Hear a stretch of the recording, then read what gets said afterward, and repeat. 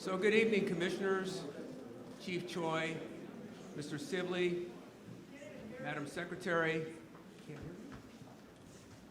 Mr. Inspector General Mark Smith, Mr. City Attorney Carlos De La Guerra, and members of the public. Today is Tuesday, April 23rd. It is 6:06 p.m. April 16th, sorry, I'm ahead of myself. 2024, it is 6:06 p.m. This is a special meeting of the Los Angeles Board of Police Commissioners. Madam Secretary, please call the roll. Good evening. Please let the record reflect that Commissioners Suthers, Shields, Briggs, and Garcia are present, and we have a quorum. Mr. President? Thank you. We welcome everyone attending this evening. The Police Commission is committed to ensuring equal access to its meetings. It is requested that individuals who require the services of a translator contact the board secretary no later than the day preceding the meeting. Whenever possible, a translator will be provided. Sign language interpreters, assistive listening devices, or other auxiliary aids and/or services may be provided upon request. To ensure availability, you are advised to make your request at least 72 hours prior to the meeting you wish to attend. All public comment will be heard during item number 7 on the agenda. We will dedicate a total of 45 minutes to public comment. Members of the public will have a maximum of 2 minutes total. Members of the public who participate in public comment are reminded that they can speak to any item on the agenda or a matter within the jurisdiction of the Board of Police Commissioners. Public comment is your opportunity to address the board, so you are free to express your opinion on matters before the board and to generally express when you disagree with other opinions expressed. However, directing your comments to other individuals who have spoken or attacking others who have expressed their opinions shall be deemed off-topic, and your public comment period will be concluded. Members of the public, if you choose to participate in the public comment portion of the agenda, you can participate in this meeting in several ways, and they're outlined on the agenda.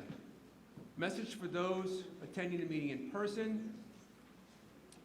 These meetings are regular meetings between the board, the department, and key stakeholders. Meetings of the Board of Police Commissioners are open to the public. The state's Ralph M. Brown Act affords the public the opportunity to be present at the meetings, hear the presentations and dialogue in real time, and provide feedback via the public comment period. During these meetings, there's a need for the board to carry out public business expeditiously without delays or disruptions. Members of the audience shall not engage in any conduct which causes an actual disruption of the meeting. Those attending in person are reminded that disruptive behavior will be cause for removal. If you disrupt this meeting, you will be provided with only one warning to cease disruptive behavior. If you fail to cease such behavior, you will be removed from the meeting. While in the room, members of the audience must be seated. Standing is not permitted. At this time, we'll move to item number 1. Welcome remarks from Councilwoman Monica Rodriguez. Councilwoman Rodriguez.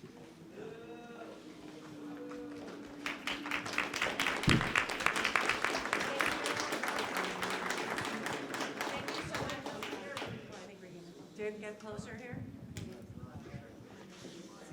I'll do it like this. Okay. Good evening, Commissioner Suthers and all the commissioners. Thank you so much for joining us here in the Northeast San Fernando Valley. I'm very excited that this is the first of a series of outreach commission meetings that are being held throughout the city to engage in a very important conversation, and that is about the selection of our next police chief. And so I want to thank you for availing yourselves and changing your personal calendars. I know your commission work demands a lot of your personal time as it is, but we appreciate the accommodations to come into the communities that we so proudly represent to ensure that all the voices are heard. And I want to thank the members of the community that are out here tonight. This is a really fabulous turnout. Also, I know that there's individuals, si necesitan traducción, tenemos aquí, I don't know if that announcement was made for anyone that needs translation equipment. We do have that available as well. But again, it's just, I want to say thank you so much to the members of the community that have turned out tonight to make yourselves available to participate and engage.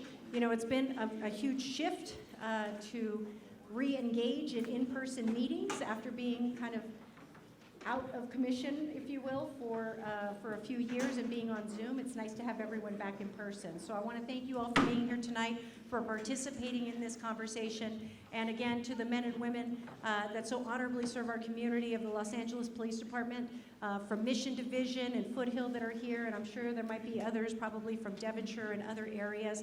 Thank you all so much for your service. We appreciate you being here this evening with the members of our community. Thank you all so much in advance for being here and for your participation tonight.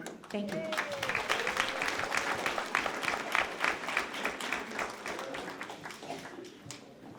Thank you, Councilwoman, for hosting us this evening.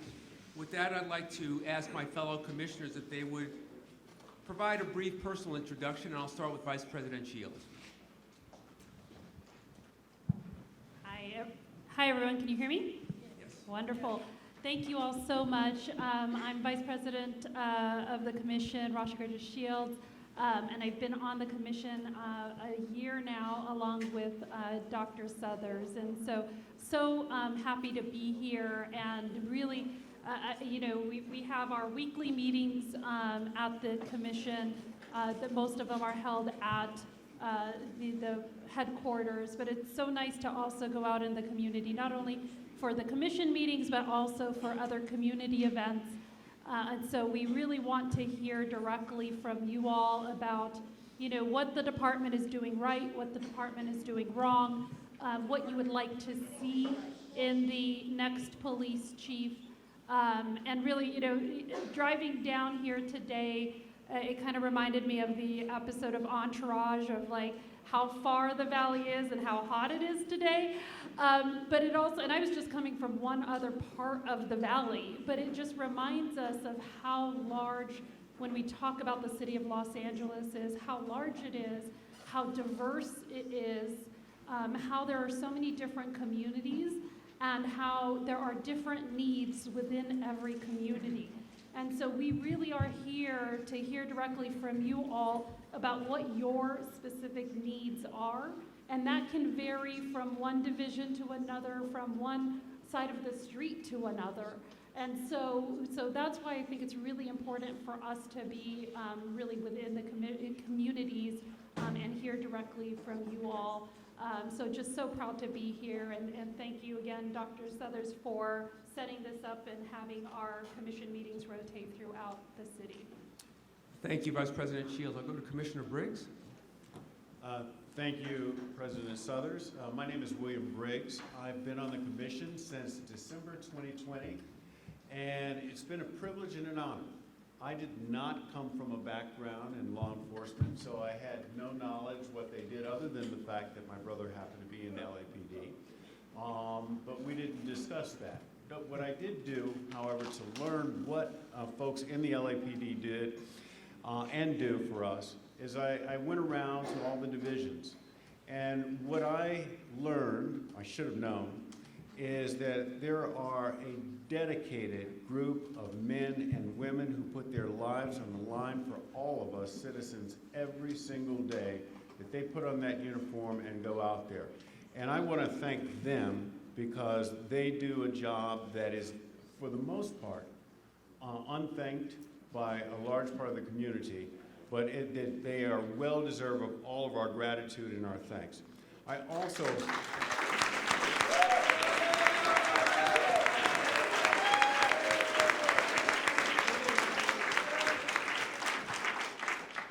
during my tenure here on the commission, I've also had the opportunity to serve as the president of the commission. And during that time, I had the opportunity to go around to various commission and community meetings, meet with the various CPAPs, hear what the community members want, and the overriding concern that I learned is that members in our community, that's the greater Los Angeles community, want public safety. They want to be safe, they want to feel safe, they want their neighbors safe. So that is something that I took to heart, and every decision and every policy that the commission makes is with that in mind, the public safety of the citizens of Los Angeles. I'm not going to take up too much time because we have other commissioners to meet, but I just want to say I'm grateful to be here. The commission has a big job ahead of it. We have to pick not only a new chief of police, but now we have to decide who's going to be our executive director, our permanent executive director. And also, we learned just recently, a new inspector general. So we have a big job that will cause a major change in law enforcement in this city, but we're up to the task. Thank you all for being here tonight. Thank you, Commissioner Briggs. Commissioner Garcia. Good afternoon, everybody. It's hard to tell how loud we actually are, whether you can hear us or not, because the speakers are facing over there. So if you can't hear, definitely let us know. And if the audience can't hear, whoever's in charge of the volume, please fix it. And we want to make sure that this microphone is loud enough so that folks don't have to go around like the councilwoman had to do. So please pay attention to that, whoever is responsible for that. Thank you. So with that said, Fabian Garcia, the newest commissioner on the commission, and I thank each one of you for being here and participating in this meeting and voicing your opinion, hopefully through speaker cards, and really letting us know what it is you want to let us know, whether positive of law enforcement or if you have any issues that you'd like to express. We want to hear all of it in a respectful and ideally strength-based, solution-oriented manner. Thank you, Councilwoman, for being here. Appreciate you joining us, and thank you for your leadership. I am a product of the Valley.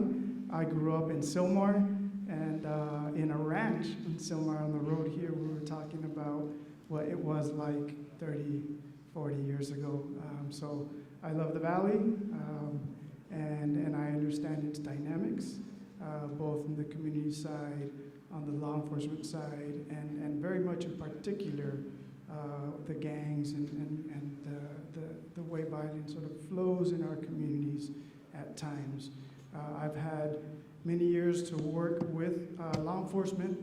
I actually started volunteering as soon as I got out of college. I came back to Sylmar for a little bit and started volunteering at Mission Division. And for the officers, I don't know if you'll remember these names. So Senior Lead Officer Chacon and Lonergan, they were an amazing pair. Back 25, I think, 30 years ago, maybe that was when they were there. So I'm happy to be here and happy to be a part of this commission, this community, and in support of community and in support of our officers. Thank you.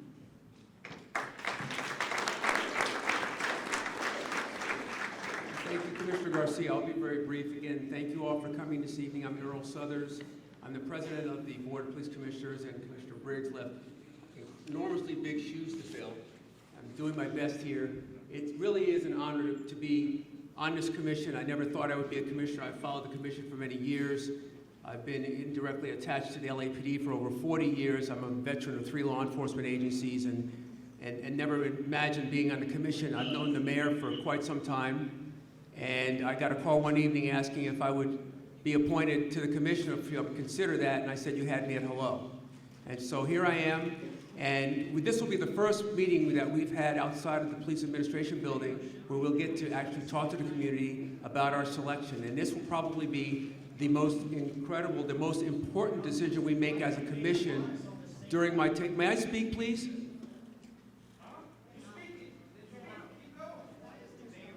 Thank you. This will be the most important decision that we'll make as a commission, undoubtedly, and a decision that will affect almost 4 million people for the better part of at least 5 years and part of a generation. So we're taking it very seriously. So we want to know what you're looking for, and that's what we're here to talk about this evening. Councilmember Rodriguez, thank you for hosting us this evening, and I want to say thank you to the school. It's a beautiful campus. Hope to come back here and see it, and just really appreciate you having us here this evening.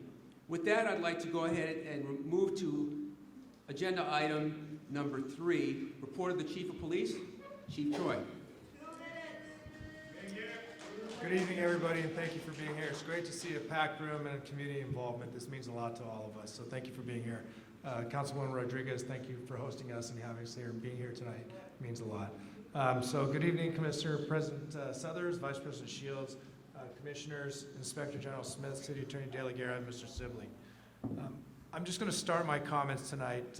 I just want to express my deepest condolences to the Los Angeles City Fire Department for the loss of one of their firefighter recruits, Jacob Fuerte.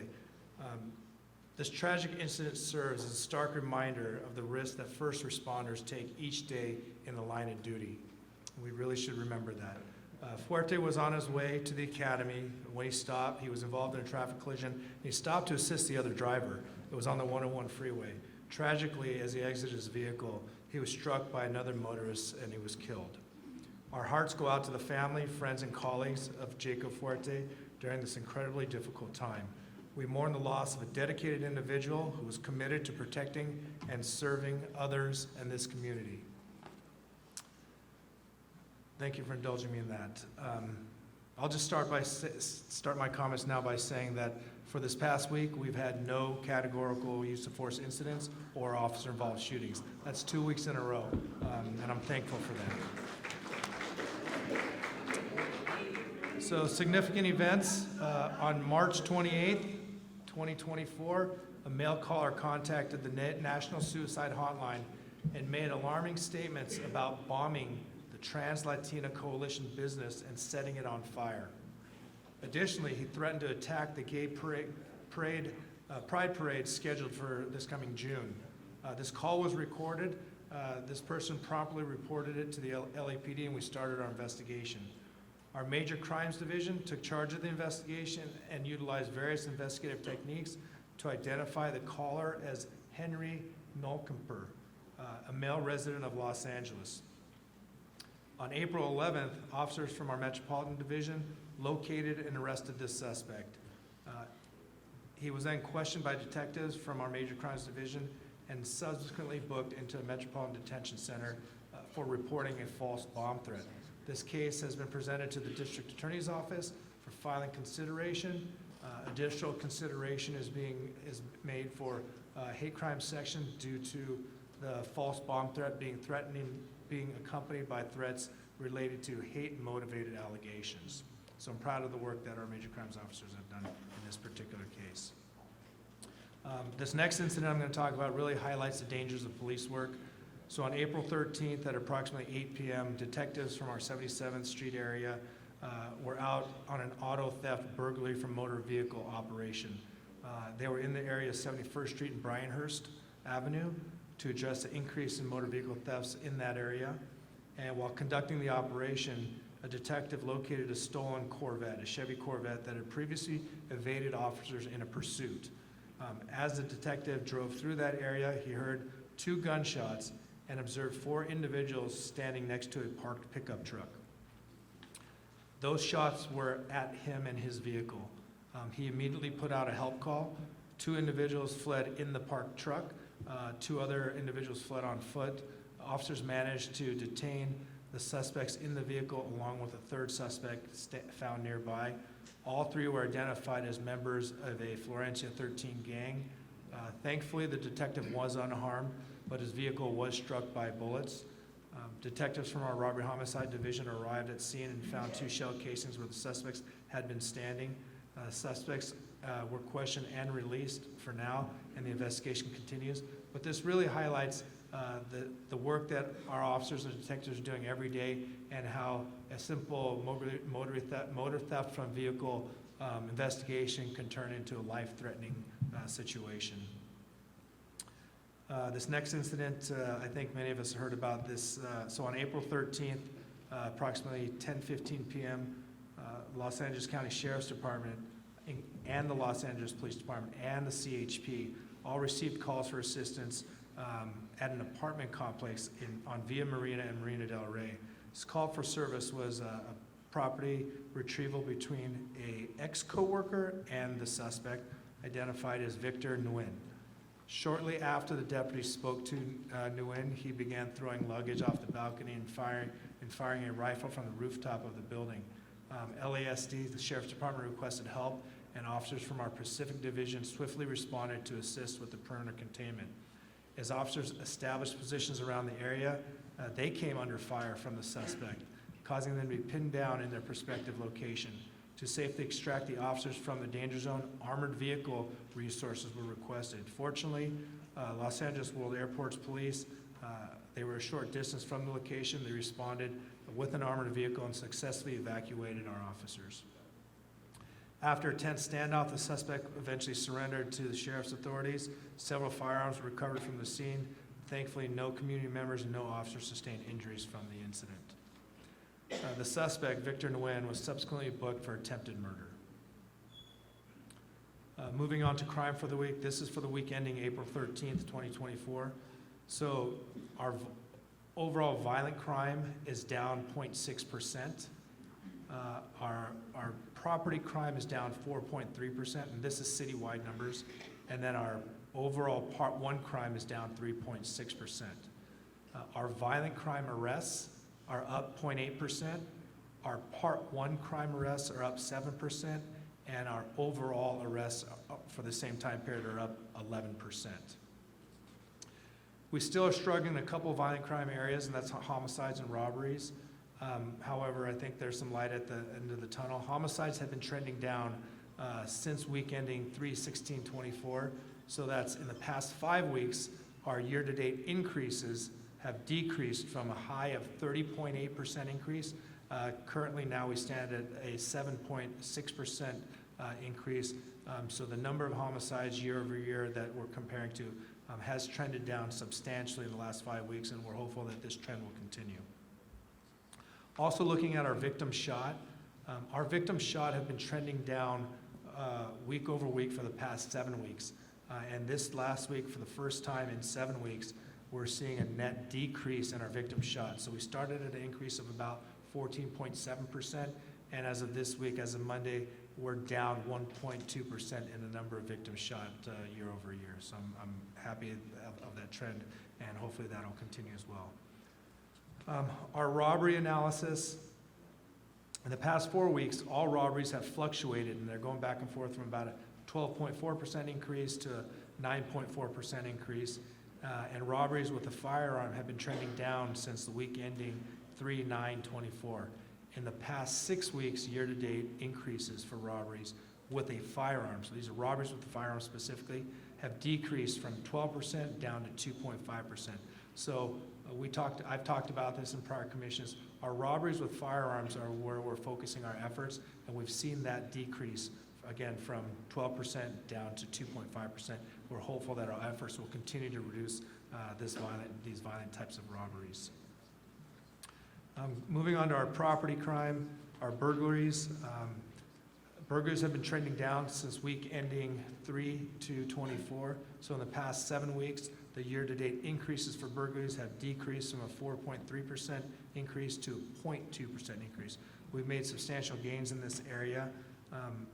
So overall, our commercial burglaries are down 1.8%, and our commercial burglaries represent approximately 44% of all of our burglaries. Our residential burglaries is where we're still challenged. We're up about 2%, and they represent about 56% of all of our burglaries. We also are still challenged in our motor vehicle thefts. Although they're trending in the right area, we're still having increases. So motor vehicle theft has been trending down since week ending 3/2/24.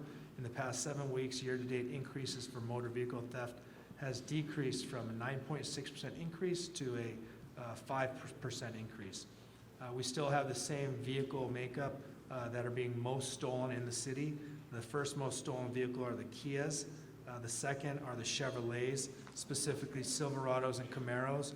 And the third most stolen vehicle in the city are the Hyundais, the Sonatas primarily. I'm sorry, the Elantras primarily. And then moving on to our personnel strength. Currently, we stand at sworn personnel strength at 8,832. That's approximately a 56 officer decrease from my last report. Civilian personnel staffing has improved. We've gone from 2,643 to 2,645, and our reserve officer staffing remains at 443. And that concludes my remarks. Thank you very much, Chief Choi. We'll move on to agenda item number 4, remarks from Deputy Chief Flores. Deputy Chief, you have the floor.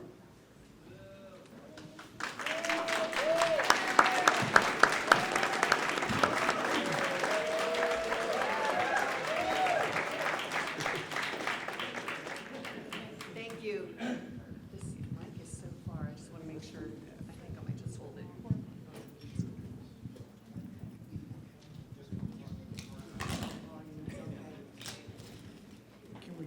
Can we get you guys help? Commander, that's better. That's the volume. How's the volume? Mic check for the people in the back. My apologies that I have my back to you. Good evening, everyone, and welcome to the Valley. I am Deputy Chief Ruby Flores, Commanding Officer of Operations Valley Bureau. Today, what I intend to do is introduce our command staff, our leadership team, not only of the Valley Bureau, but each of the 7 divisions within the Bureau. Like to give you some highlights on what's happening in the division and some future events that you can look forward to. In looking at the Operations Valley Bureau team, I want to recognize my partners, Commander Elaine Morales. Thank you.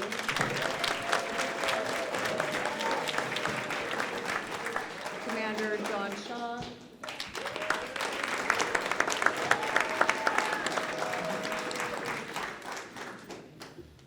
Within the Bureau, we also have our Operations Valley Bureau Homicide Team led by Lieutenant Guy Golan. Our Vice Human Trafficking Task Force is led by Lieutenant Mark Evans.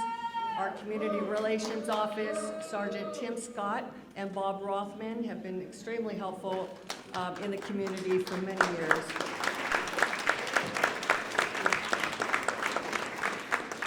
And lastly, our Bureau Gang Coordinator, Lieutenant Anthony Verrett. So to your right, as I call out, when I speak to specific divisions, you will see the commanding officers appear to my right, along with their CPAB co-chairs, so that we can properly thank them and recognize them. But overall, Valley Bureau, we are one of the largest bureaus within the city, servicing more than 1.8 million people. We span over 240 square miles. Overall, when we speak to crime in the Valley, overall, our violent crimes are, including rape, robberies, and aggravated assaults, have decreased by 7.8% in the Valley. However, when it comes to homicides, we do have an increase of 50% increase in homicides. That 50% is attributed from 10 last year to 10 last year to 15 of this year, so a difference of 5. But when I mention the community outreach and the support within the community, it is not without the community's support that we can solve crimes. So I'm proud to say that through our leadership team of Lieutenant Golan, we have nearly a 94% clearance rate of our homicides, meaning that our homicides are being solved not only by the great leadership within the commands, but also due to the community and their help and input in providing information and working in partnership with the police. Property crimes in Valley Bureau has seen a minor increase of 2.7%, while burglaries and thefts from vehicles have decreased, and there's a notable rise in motor vehicle theft, up from 26.3%. So those are certainly some areas that we need to work on. Earlier this year, the Valley Bureau team put together a community police academy, of which we had over 75 participants. And upcoming this next May, we are putting together the first ever Spanish Police Academy. So this is going to be an 8-week program that's free for all community members, that's offered every Thursday of the week from 6 to 8:30. And that begins again on May 9th for all Spanish speakers. So first, I'd like to speak about Van Nuys Division. This division is led by Commanding Officer Alex Vargas, Patrol Commanding Officer Karen Leon.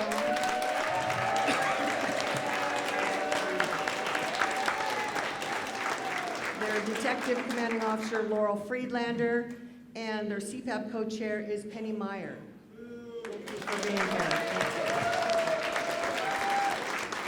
So Van Nuys Division was established in 1963. They span over 30 square miles, serving 325,000 residents. Their sworn capacity is 202, and our admin professionals are 11. When looking at Van Nuys, through their leadership and the command, they have established their goals for the year surrounding employee wellness. The health of our department, of our internal health of our department is priority, not only Van Nuys, but throughout the Bureau, that we have stressed to continue to support our officers in their well-being and wellness and working conditions, which I thank the Commissioner for leading that charge on inspecting all of our facilities. Thank you so much for that. Also, we're looking at training so that we're providing more defensive driving, de-escalation, reducing crime, and continuing to engage with our community so that we can together make an impact on those property crimes. Upcoming events, they have an etching event where they'll etch your VIN numbers on catalytic converters, April 20th. That was actually that's coming up this Saturday. They also have another event in June, Play Ball with the Cop, National Night Out in August, and a Halloween event, which I really look forward to attending. Moving on to West Valley. Thank you. West Valley is led by the Area Commanding Officer Brian Wendling, the Patrol Commanding Officer Mike Bland, Detective Commanding Officer Lieutenant Rick Butel, CPAP Co-Chair James Brown.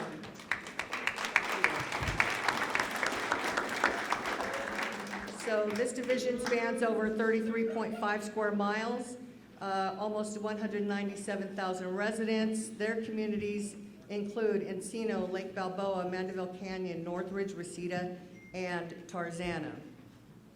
Some highlights to look forward to is definitely their youth programs is something that they are proud of, and not only with their volunteers, but their reserve officers and their CPAP program, where they have over 44 members, over 123 involved in their youth programs.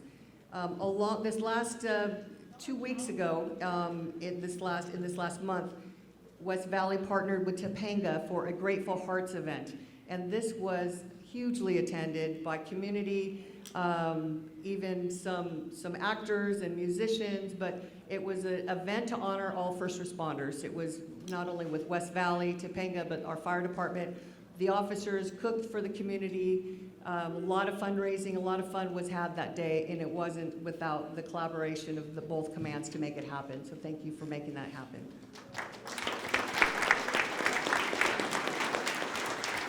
Looking at our North Hollywood Command, 25 square miles, 220,000 residents. This command is led by Area Commanding Officer Werner Castillo,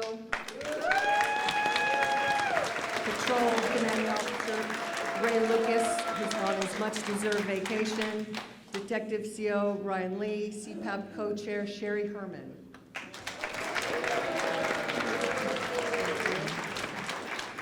So North Hollywood has over 140 youth programs. They have 7 board members in their PAL League, and something that is truly unique not only to the command, but in the city, is that they have started a program, a financial literacy program for our young adults. And thanks to USC, we have 30 young adults enrolled. It's sponsored by Golden West Bank. They have committed to 3 years of putting these kids through this course. It is a 6-month in-person course at USC.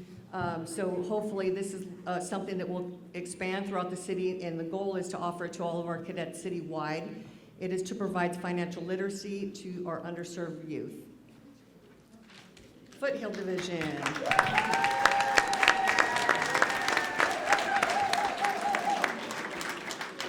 Area Commanding Officer Marco Lozano and Patrol Commanding Officer Andre Rainey. Detective CO Eddie Ginter, Lieutenant, and CPAP Co-Chair Norma Chavez. Thank you for being here. The communities that they serve are Pacoima, Sunland, Tahunga, Shadow Hills, and Lakeview Terrace. Special thanks to Councilwoman Monica Rodriguez for her support in shepherding many of the programs within our Foothill area. One of those being the support of our Community Safety Partnership housing development that was established in 2020. Again, our commitment to community partnership is exemplified here in seeing the collaboration and the work done between Community Safety Partnership Bureau and Foothill Division. They have approximately 200 kids in their youth programs, and they have an upcoming carnival May 3rd through the 5th. Few interesting, notable things about this division is that American artist and singer-songwriter Richie Valens grew up here. It's also the home to the World War II Medal of Valor recipient Private First Class David Gonzalez, United States Senator Alex Padilla, and it's also the home of Greater Community Missionary Baptist Church of Pacoima, the San Fernando Valley's first black church. Moving on to Devonshire, Area Commanding Officer Katie Burns, Patrol Officer Eric Eppolito, Detective CO Roger Rogelio de la Cruz, CPAP Co-Chair Bill Cotter, and Secretary Mickey Lloyd. Thank you for being here. So Devonshire is humongous. If you just look at the map, they were established in 1973, 48 square miles. This is the second largest command in LAPD, second only to West LA. Okay, so if you live in Devonshire, I'm sure that you know about their phone app. That is probably one of the most user-friendly but very useful tool that we have, and it's something that's going to be emulated throughout the Bureau and hopefully the city. But there you can see all the highlights that they're doing within the community. They, meaning Devonshire Command, has probably the largest volunteer support cadre in the entire department. They have over 300 volunteers. They do everything from community patrol to a cavalry to our Devonshire POW Center, our volunteer surveillance team. They have supporters of law enforcement in Devonshire, the California Emergency Mobile Patrol, and volunteer bicycle patrol. So thank you so much for your work and partnership.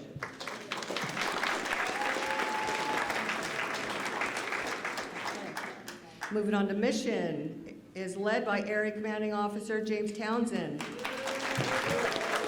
Patrol Commanding Officer Lisa Rubalcaba. Detective CO Sammy Issa. CPAP Co-Chair is Betty Lay.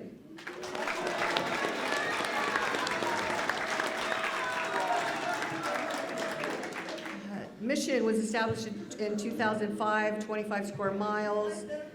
Some of their divisional goals are to reduce violent crime by 5%, decrease gang-related crime via outreach at elementary, high schools through their GRID programs and gang enforcement detail, and they want to continue to focus and outreach on services for our unhoused communities, as they have 2 motels in which that are offered for our houseless communities, the Palm Tree Inn and Goodnight Inn.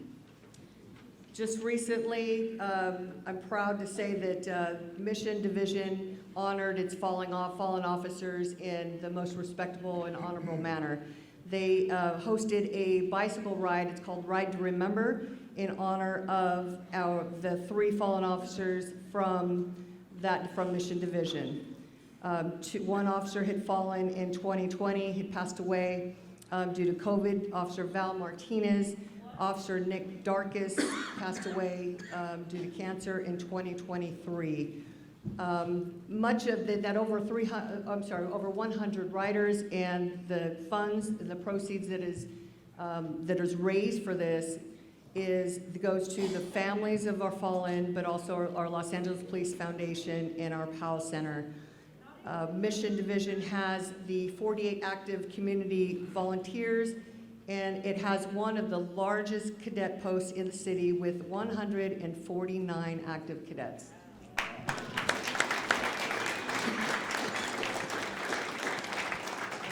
All right. I think we're at the last division, but saving the best for last. Here we go. Area Commanding Officer Rudy Lopez.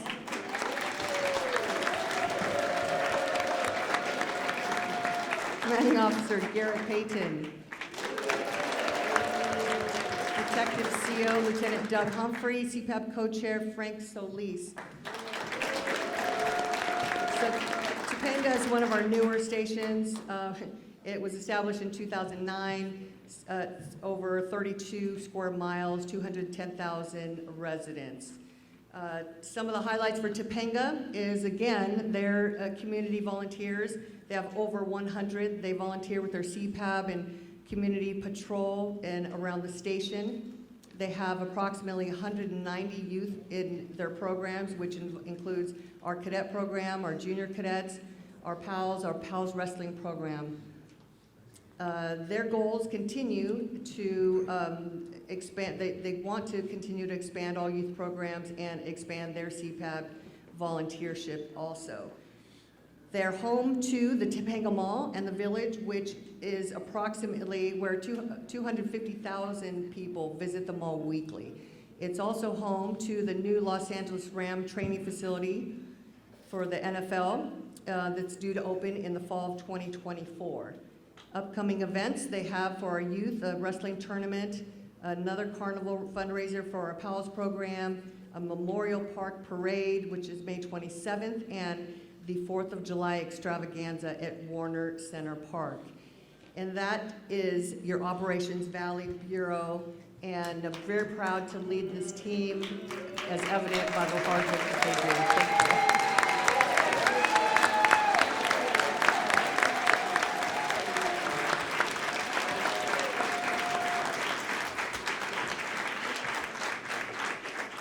Thank you, Deputy Chief Joe Flores, and thank you, men and women of the Valley Bureau. I want to just again acknowledge Captain Castillo for bringing those young people who are in the financial literacy program. It's an incredible program, and we would like to make sure we get the slides so we can have that on the department website. We'll now move on to agenda item number 6, remarks from the San Fernando Coalition on Gangs.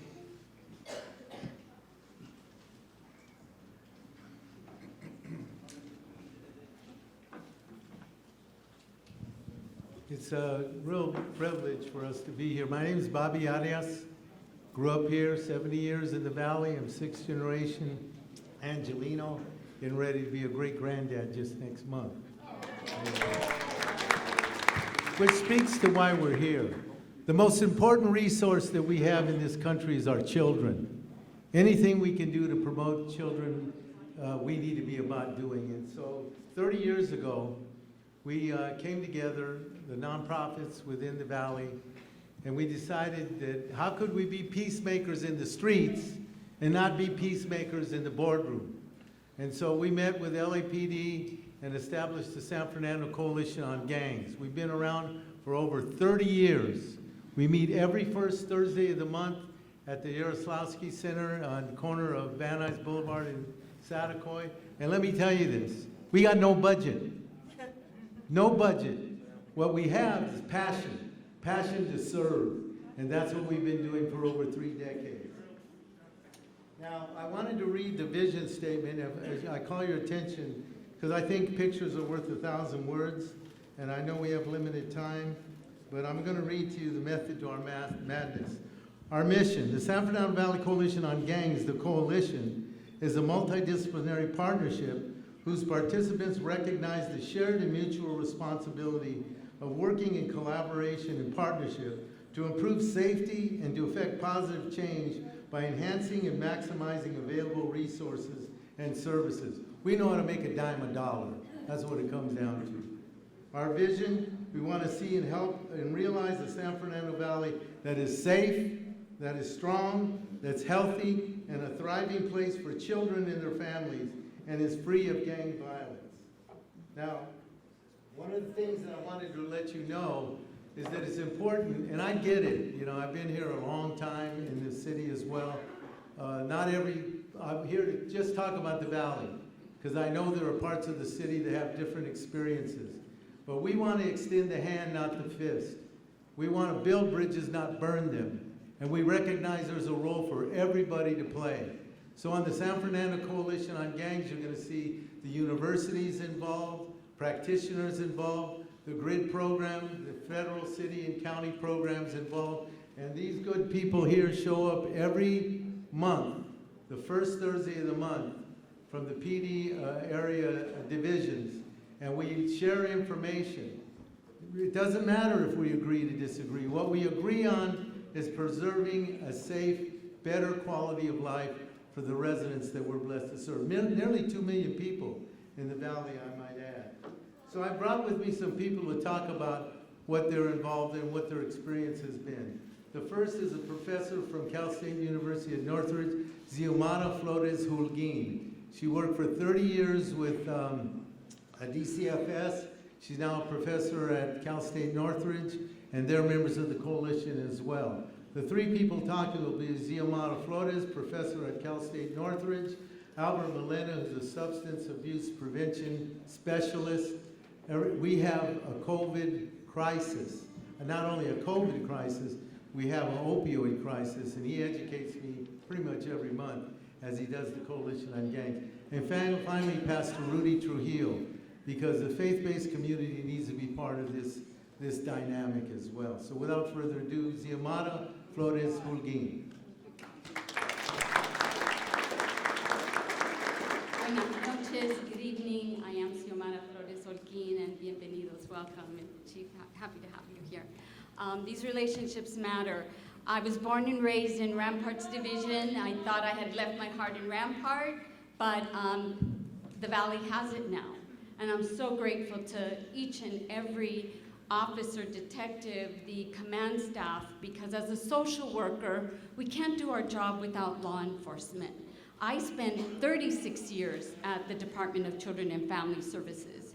And when I was in the field, they came out with me, investigated child abuse cases, but there was something missing. There were children that were in gang-impacted homes. DCFS, Department of Children and Family Services, established the multi-agency response team, MART, which I am was one of the creators of MART. And it was the first time that we were going to work with law enforcement, the gang officers, and narcotics. And so in 2004, I walked into the San Fernando Coalition on Gangs meeting, and I've never left. When I retired 2 years ago from DCFS, I thought, how am I going to maintain this relationship that is so important to our profession?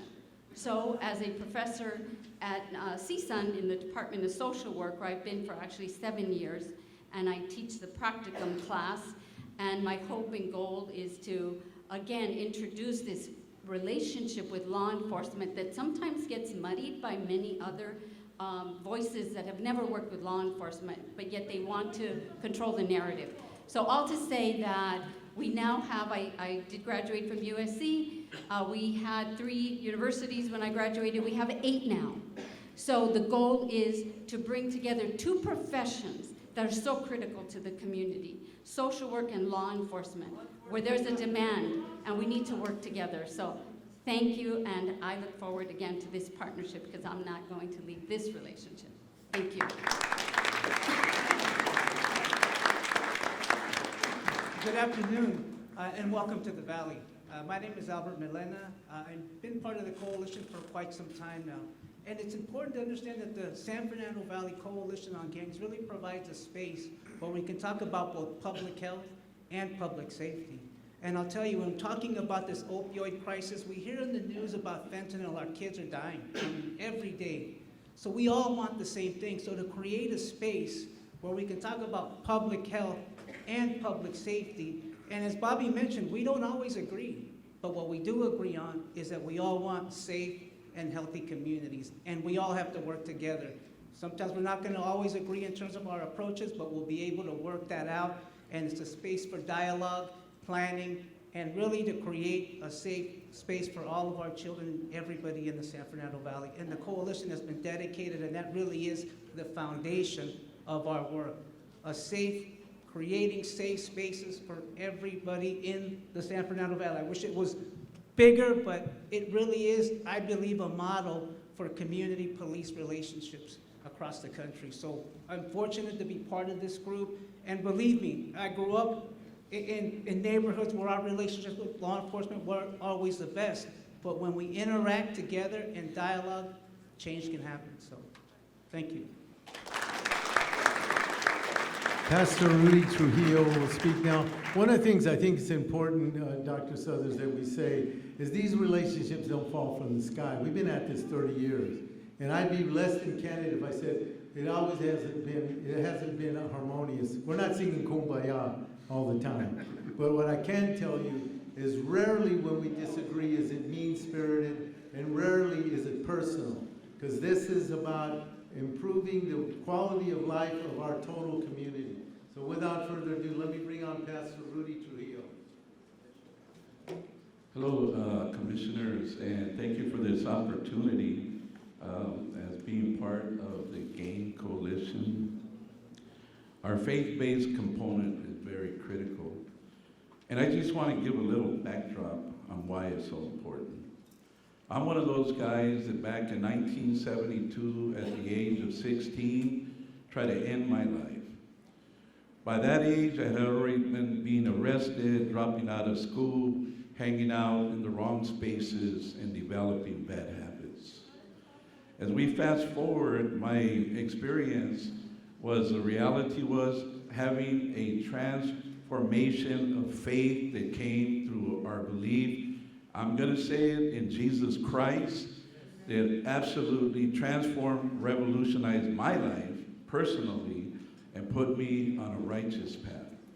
Now, the reason I share that is because this led me to the streets of San Francisco after having this great experience, moving to the streets of San Francisco throughout the 80s.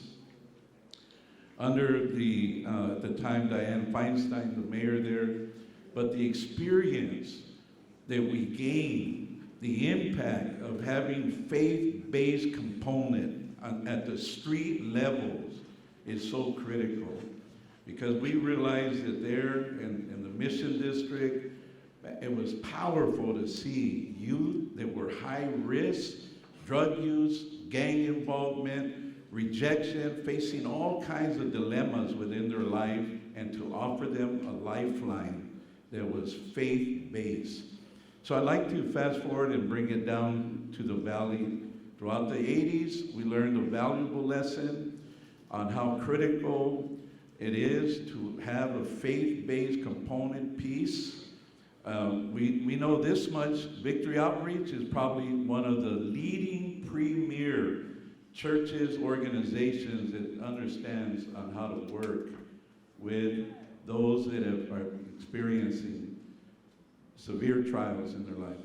And I'd like to close off with this, to say that it's so important for us to have a collaborative community engagement partnership with not only law enforcement, but with CBOs and so forth. And I gotta say this, my main goal has always been to impact youth, to transform their life, to live respectful, be respectful individuals within their communities and their home, And I just want to close out by saying this, that it is so important, ladies and gentlemen, that if we can't practice respect right here, for sure, our teens are not going to practice respect on the streets. Thank you for your time. We just want 2 pictures that we need to see, because it's important. If you haven't read the 4 agreements, please read them. The first is be impeccable with your word. I want to thank you, Dr. Southers. We had lunch at USC, my alma mater, and you requested that lunch, and you said, what can we do to continue to improve relationships between community and law enforcement? So we've been working with you, and you've been impeccable with your word. Put that picture on. I want to show that to the good people here. As you see to the far left, the next day, you didn't know me from Adam. I called you and invited you to come out and speak to the Coalition on Gang. Not only did you come and speak to the coalition, but you brought Fabian Garcia with you. And you were candid. And you said you were going to bring the commission to the community. And I want to commend you for doing that. Also, I'd be remiss if I didn't thank Chief, we call her Chief out here in the valley, Chief Ruby Flores. You see her there? Hit the next shot, bro, because I think it's important. This is important that we all realize. There is an absolute role for all of us to play, even the naysayers. I want to hear what you have to say.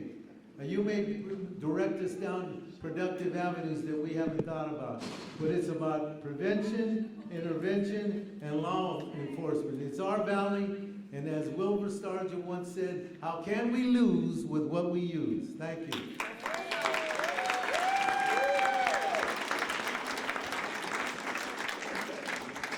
Bobby, I'd like to thank you for your leadership. Thank your team for their incredible, productive, and impactful work they're doing on the community. And we'll be working together for many years. I'm looking forward to it. We'll now go on to agenda item number 7, public comment period. Madam Secretary, would you please call the first speaker? First, we have Paige Miller.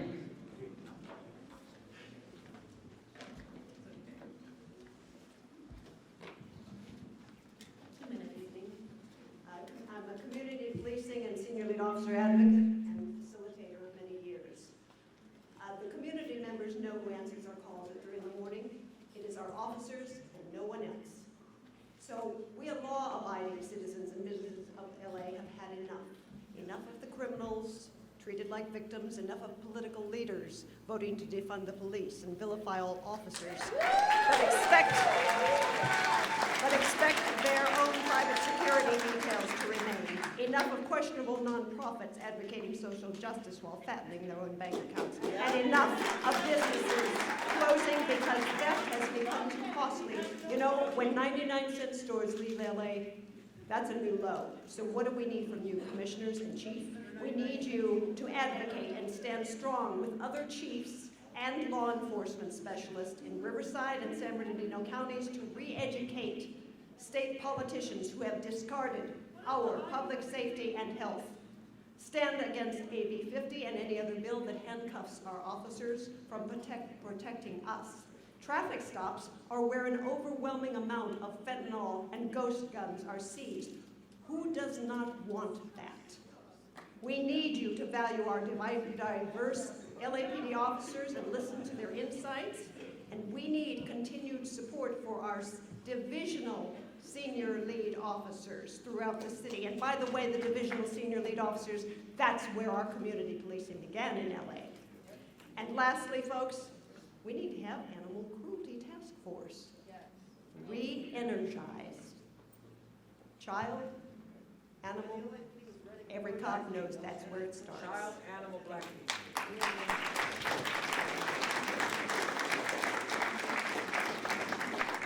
Next, we have Angela Marsden. Angela Marsden. Hello, my name is Angela Marsden, and I am actually a business owner in the Sherman Oaks area. I've been a business owner there for about 15 years. And I would say the last two and a half years, the business owners have literally been at war. It has been brutal, and it prompted me to start the Sherman Oaks Business Watch, of which we do meet with Captain Vargas, Arslo Romo, and Sedano. Maria Perez comes on, and I'm very grateful for those meetings. We have saw some improvement, but I'm here to tell you how bad it is for the business owners. A lot of them are not here because they're working and they can't get away from their businesses. And when they do speak out, we're doused on social media. They attack our Yelp, they attack our web, everything. I've been attacked night and day for speaking out. But the fact of the matter is, we cannot survive without help. We need more police presence. We need police on bikes. We need police on horses. We need them to be properly trained, and we need more help. The LAPD that we have are doing everything they can to help. But we are I'm going to give you some examples, and then I'm also going to talk a little business, okay? Well, I'll start off with the business. When you talk about insurance ratings, right now, The restaurants, the bars, the small businesses, they are on the verge of all collapsing. We employ almost half of the labor in LA County. Our rating in our area for the insurance companies is poor. What does poor mean? It means my insurance went from $16,000 to $44,000 in 1 year. 1 year. Some people are getting quotes at $81,000 for 1 year. A friend of mine, very prominent business, I'm not going to mention names because they come after you when you mention your name. Her insurance company dropped her, just like mine did, because they're leaving California. We need help. We are being robbed. I have T-Mobile Okay, next to ma'am. me has been T-Mobile Thank you. next to me has been Ma'am. robbed twice. Thank you for your comment. We have to stick to the time if we're going to get through part of these cards. Next we have Tammy Shear.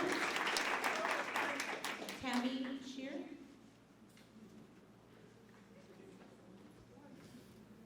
Dear Police Commissioners Board, I'm Tammy Shear, Board Chair of the Sherman Oaks Encino Chamber of Commerce.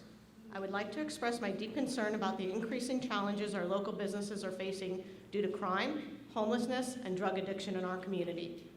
As a resident and business owner in Sherman Oaks, I have witnessed firsthand the negative impact these issues are having on our neighborhood. Incidents of theft, vandalism, and aggressive behavior towards customers and employees have become distressingly common occurrences.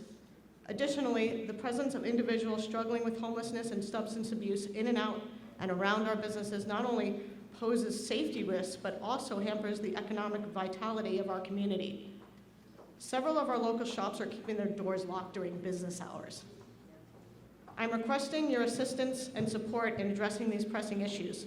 We believe that increased police presence and strategic interventions can help mitigate these problems and create a safer environment for both residents and businesses. We would appreciate more frequent patrols in high-traffic business areas to deter criminal activity and provide a visible law enforcement presence. Also, collaboration efforts between law enforcement, social services, and community organizations to provide support and resources for individuals experiencing homelessness and substance abuse. We are grateful that Captain Vargas and the LAPD Van Nuys team division have provided us with enhanced coordination and communication between local businesses and law enforcement to address concerns and develop proactive solutions. By working together, I'm confident that we can make meaningful progress in addressing these challenges and fostering a safer and more vibrant community for all. Thank you for your attention to this matter. Thank you. Next we have Jonathan Foster.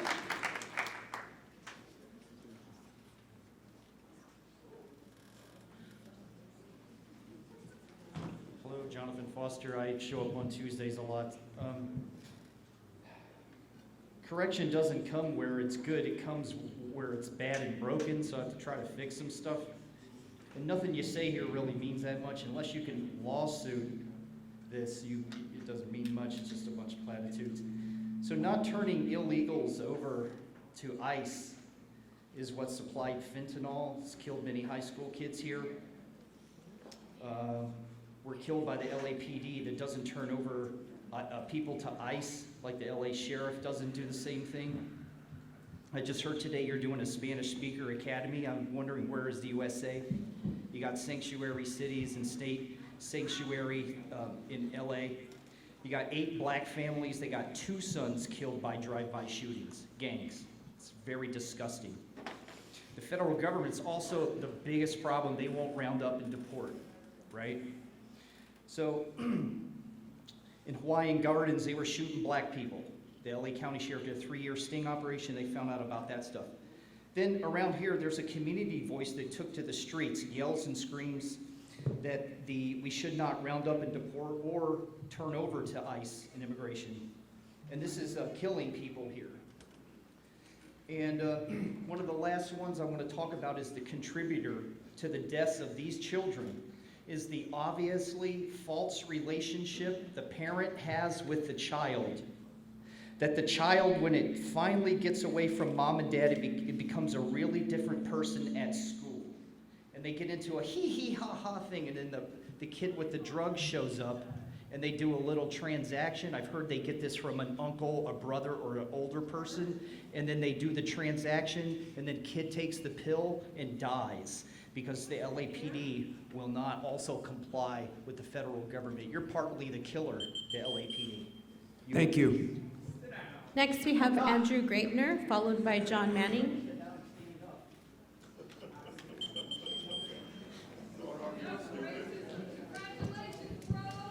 All right, so we have, it's nice that you're having, a meeting in the community. All of the meetings should be in the community. None of them should be at the police headquarters.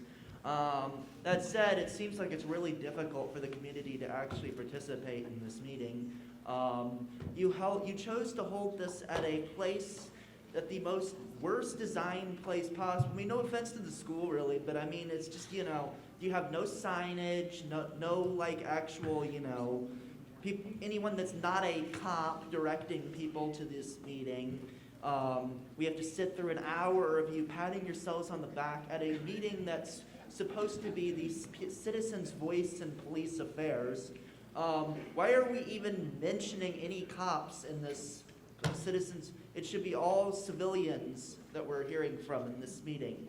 This is the citizens' voice in police affairs, according to your website. So why did we have to spend an hour listening to Rudy Flores and all your commanding officers and such?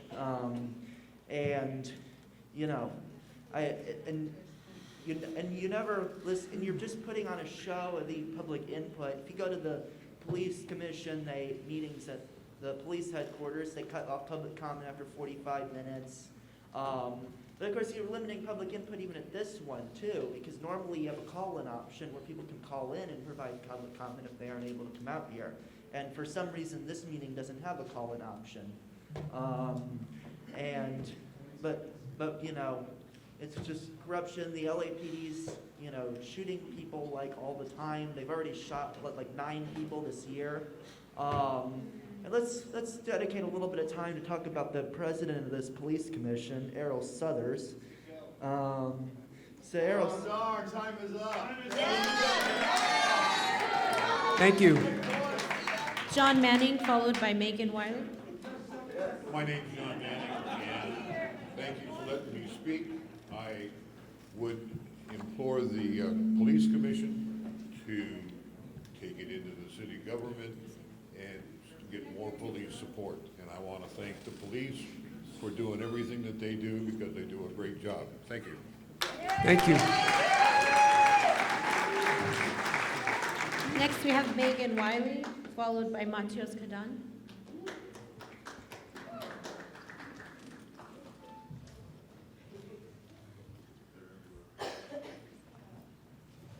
Hello. I'm also not that interested in hearing book reports about how great the police are doing. I want to hear and I want to connect with other Angelinos who are not okay with the fact that we have the deadliest police department in the nation. Are we okay with that? The deadliest police department in the nation. The most surveilled city in the nation. There are other city departments that are on a hiring freeze because they spent so much money and had to pay out millions in liability lawsuits. This LAPD is trained by and works closely with the Israeli army, sharing technology and ideas and techniques for suppression. Briggs said earlier that he takes it to heart that the citizens of Los Angeles want to feel safe. Please allow her to speak. You guys are up here talking about how they have $8 million a day and you're saying, I need help. I need help. They have $8 million a day. Why don't you feel safe? Why? What do we get for the $8 million a day? What do we get? It is not about keeping us safe. It is about protecting the property of the wealthy.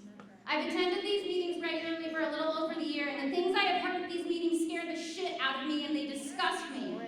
The LAPD commits atrocities against LA citizens on a weekly basis, and none of you guys ever have anything to ask about it or to say about it.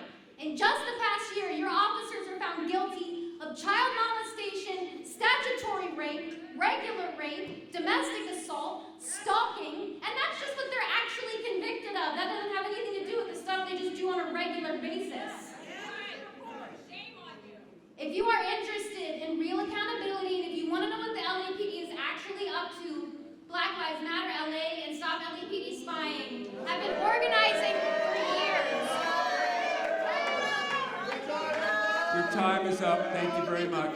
Montez Next Vidal, speaker. Montez Vidal, followed by Sherry Herman.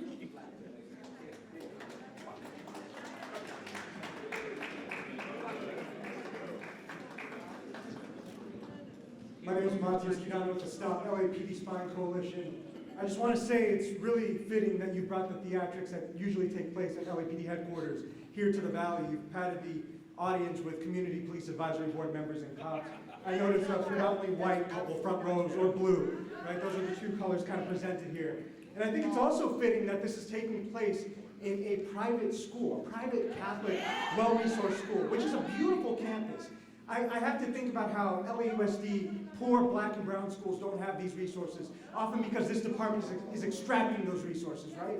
And so what do our youth in LA get, if not police violence, right? Well, when they receive anything approximating the community resources we want, it usually comes with a badge and a gun, with your cops playing basketball with our young folks, right?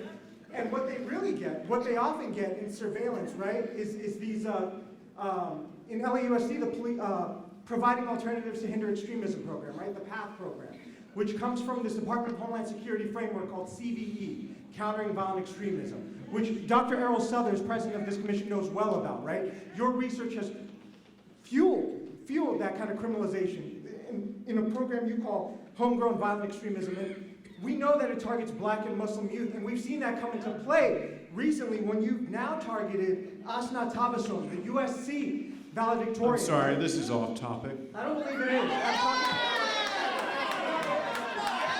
But you know what? I will say, I think they cut the mic, but I will say, it's not off topic. It is threatening the legitimacy of this commission. It is threatening the legitimacy of this department. Expired. Step away from I the think you've mic. interrupted my time. Your time has expired. Your time has This expired. is a sham. Why don't you want Your to time has expired. I can't believe how much time you Step away from the mic. You just went crazy. Why don't You are disrupting the meeting. You interrupted my public comment. I really think you should. You'll get, this is your first and only warning, yet you're disrupting the meeting. Step away from the mic. Step away from the I mic. think I should get a minute. You cut off my public comment. I'm asking you to step away from Commissioner the mic. Briggs stated that I was off topic, but I wasn't. I deserve a I'm minute. ordering you out of the room. I deserve a minute. I am ordering you out of the room. It's really interesting that you've given so much time to I'm lie on ordering you out of the room. after interrupting me. Sergeant at Arms, please remove him from the room.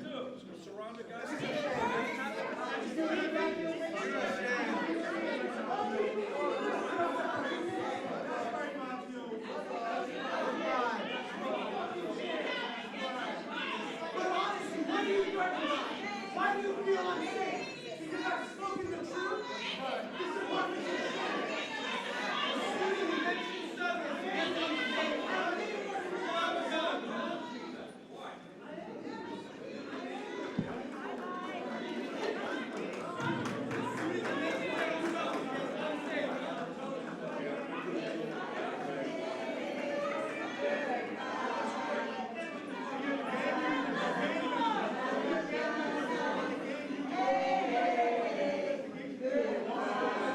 Madam Secretary, please call the next speaker. Sherry Herman, followed by Constantine Sherry Madam Secretary, can you please repeat what we couldn't hear? Herman. Sherry Herman, followed by Constantine Anthony.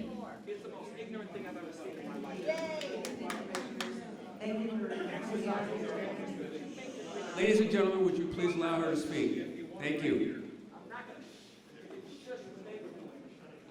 I want to talk to you about an issue that we brought up at one of our CPAP meetings, and it has to do with the patrol plan, how you assign officers to, how many officers to each division.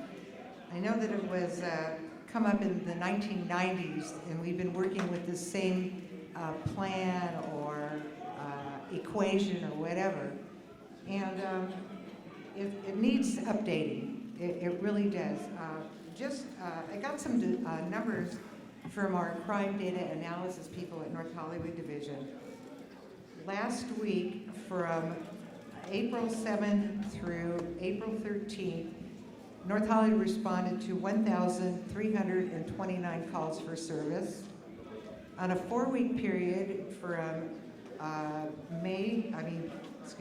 March 17th through April 13th, we responded to 4,874 calls. And year-to-date, ending April 3rd, we responded to 17,339 calls for service. We are number 1 in the Valley for most calls for service on non-coded calls, and number 3 in the city for coded calls. We are the gateway to the Valley. We've got the red line. Our population is growing. It's even getting bigger and stronger. So we need to have a reallotment of how officers are deployed. They should be going by maybe area size, call for service, and the amount of officers that are assigned to each division, because clearly North Hollywood is shorthanded, and it's amazing with what we have that we have an increase in our arrests. So we are doing what we can to do what we can. Thank you. Thank you. Constantine Anthony, followed by Cheryl Schmidt. Good evening. My name is Constantine Anthony. I am an elected official. Last year, I had the pleasure of serving as the mayor of the city of Burbank. So I wanted to talk about public agenda and what this body oversees. So the Southwest Community Police Station on MLK Jr. Boulevard services the area around USC campus.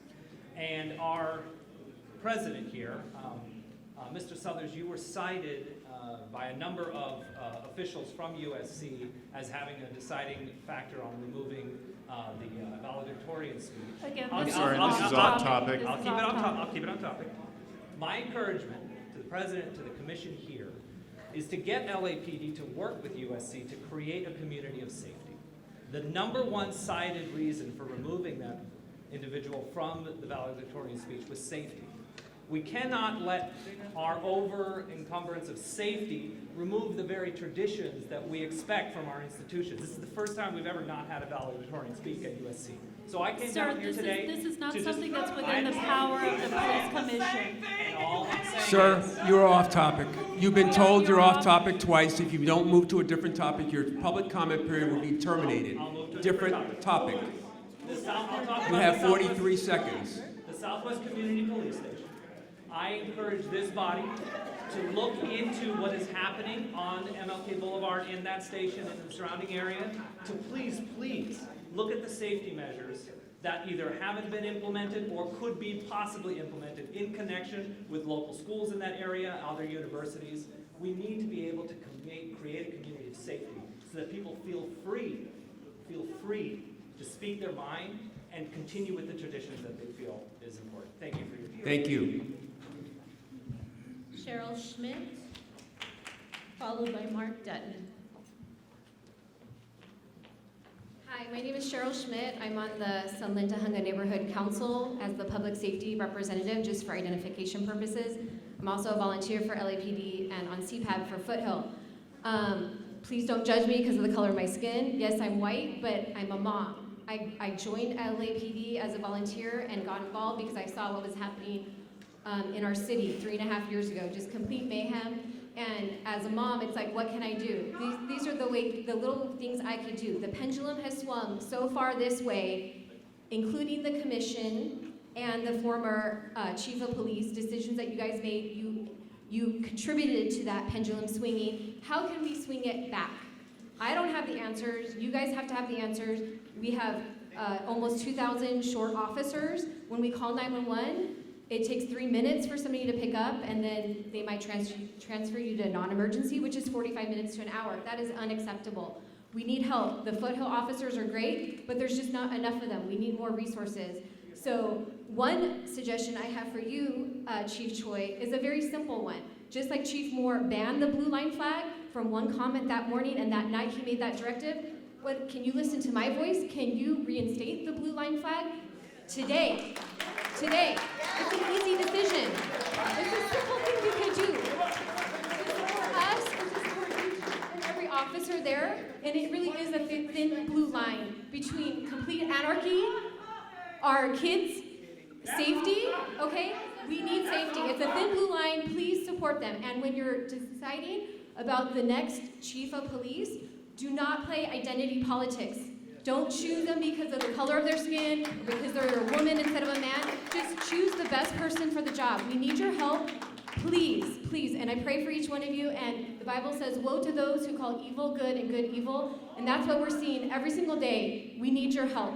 Please stand for good. Thank you. Mark Dutton, followed by Norma Chavez.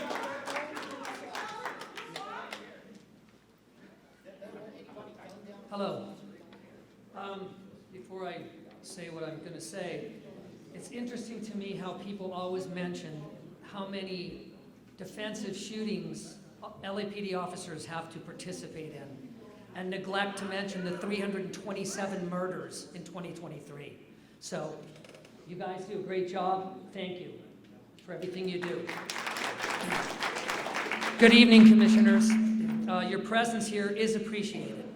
However, there is a stark divide between what you say is being done and what we all see with our own eyes.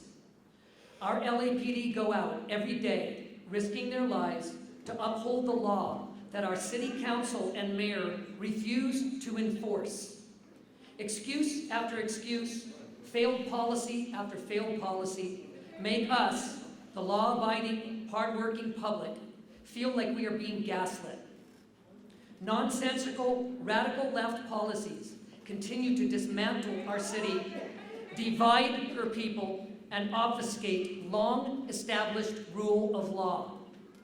Los Angeles desperately needs a new chief who will be free from political influence, will be allowed to run his or her own department, and uphold the law as applied equally to all Angelenos. Thank you.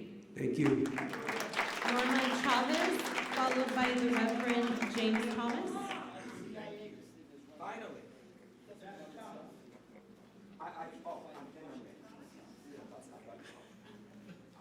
Good evening, commissioners. Welcome to the Valley. I was struggling to get together a list of things that I needed to say today, and I was nervous, and I thought about what am I going to say.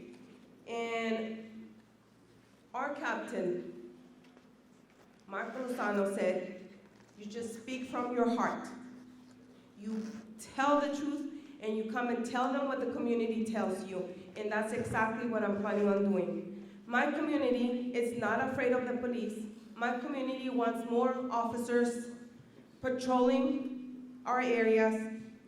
They want the police to respond when they have needs, regardless of violent or non-violent. They want to be heard. There's a lot of crime associated with homelessness, and the community is suffering. They are watching constantly drugs transactions, drug use in public, indecent exposure, public intoxication, and many other things that are associated with unhoused people. We do not condemn them for not having a house, but we are not happy with the crime that they bring to the community. The community wants to be protected and feel safe. They want to go on vacation and come back home and find a home. They want to find a home that is the way they left it and not vandalized or full of squatters or just no home at all. There's so many fires that have happened because of people just going into private property and starting fires. So this is what my community wants. They want more police, they want more patrolling, and we need resources. We want to help the community of the unhoused, but please remember us as well. Thank you. Reverend James Thomas, followed by Gina Viola. Now, I had a whole lot to say before I got up here, but I am, number one, I'm the president of the San Fernando Valley NAACP. And I want you to understand, I know exactly what the policies are and the way that public comment is supposed to be facilitated. what you did was you violated that young man's rights. The city attorney established what the rules would be, and they do not include simply one warning. They do not. There was an entire lawsuit that establishes what those rules should be. What I also want to say to these officers is that when black people say anything, you didn't rush the stage, you did nothing to these folks sitting in here. Nothing to these people. And who? All of these wonderful, beautiful white folks, and I'm sure you're wonderful and beautiful. And we'll talk about the black and brown issue as well. The anti-blackness that continues to occur. I have an email, a text message from a parent. We are being slaughtered out here, bullied out here. We are being threatened out here, and nobody is talking about it. It is happening in all of our schools. Our administrators are not doing anything about it. And then the fact that you would come here to this place and put it on display and approve it. How can you tell Latinx young children not to call people the N-word, and then you treat someone like the N-word the way you did Joseph, an intelligent, articulate, young, fabulous black man who happens to read like a lot of these folks don't? This is pathetic, and it needs to stop. I know your last chief. I've sat in various meetings. I was the one that asked for his resignation. In his face, in his private meeting. This needs to stop. What are you going to do about the anti-blackness that is happening in this city?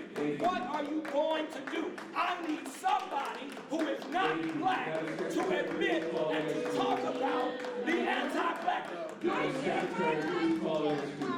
She's ceding her time. She's ceding her time.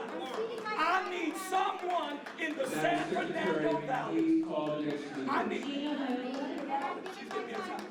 I need someone in the San Fernando Valley to talk about who is not black to deal with.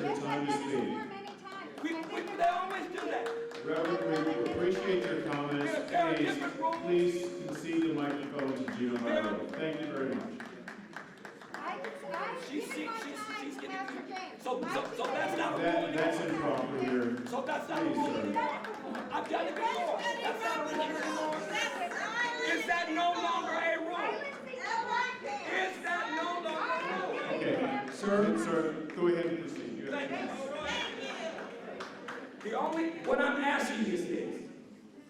I am asking Latinx leaders to come together and deal with the fact that black teachers, administrators, and students are being called the N-word every single day.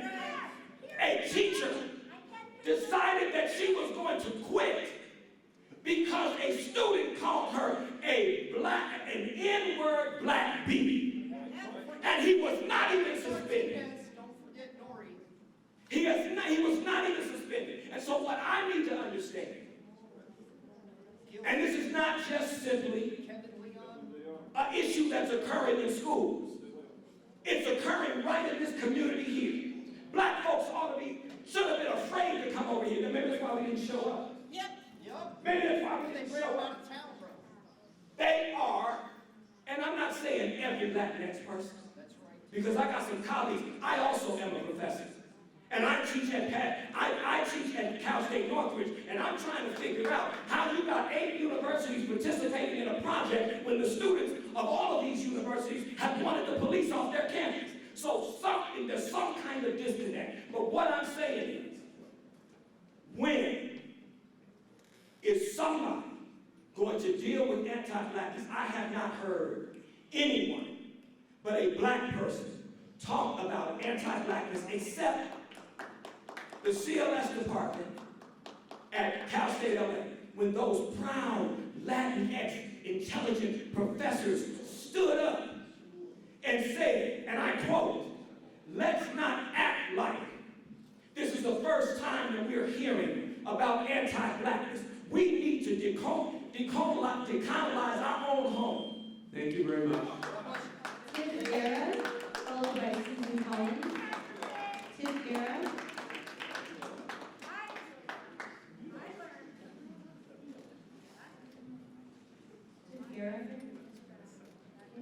Susan Collins. Susan Collins.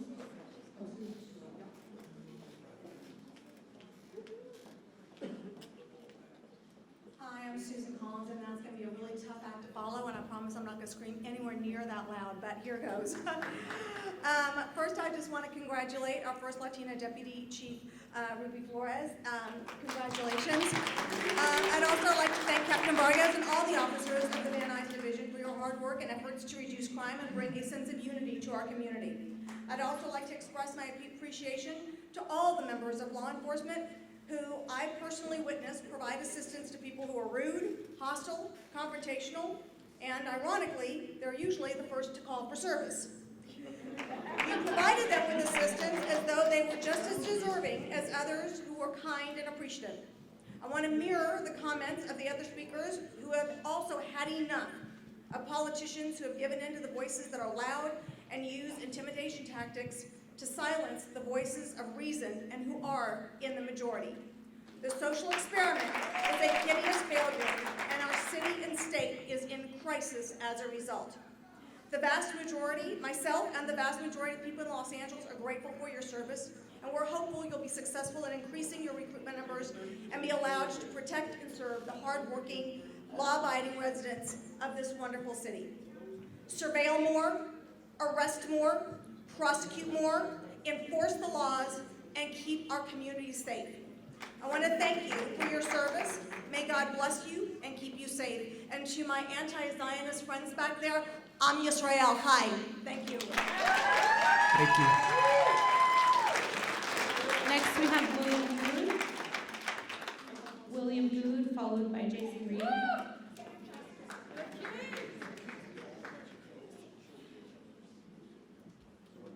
All right, and I appreciate the work you do with gangs, all right? It's important, it's really important when we're here in the Mission Division, right? Because the Mission Division cops, the gang unit, is under investigation right now. For what? For being a gang. They were pulling people over and robbing them, literally robbing them. That's where we are right now. When you guys are talking about the hard work they're doing, that's what the Mission Division gang unit is doing. They are robbing the people of your community. They're putting air tags on their car. But you know what? They got it from the number 2 in charge of the LAPD, Labrada. Where is he at today? Because he was putting air tags on a subordinate's car that he was sexually harassing. And what about the last chief before Troy? He went in court and admitted he covered up sexual harassment of a captain in the LAPD. Covered it up. That's what we're seeing from the LAPD. What is how many women are you recruiting?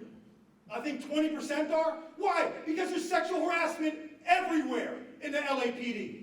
Now, you asked about the Blue Line flag. I've been asking Troy about the Blue Line flag for the last 2 weeks. He won't send me an email back. I don't know where he stands on this. I think he should say where he stands on this. Are you going to bring back the use of the Blue Line flag or not? You have to, don't be a coward, say where you stand. Additionally, these guys on the commission right here, Michael Moore said William Dorsey Jones, who killed Valentino Moreno Peralta, he said that his shooting was out of policy and he should have been off the force, but they saved them right here. They saved William Dorsey Jones. They overruled it. And then we watch another officer do a drive-by and shoot an Air Force vet in the back. And these people right here, they saved them. Even though an officer... Thank you very much. You have a good night. Next, we have Jason Reedy, followed by Marianne Moore.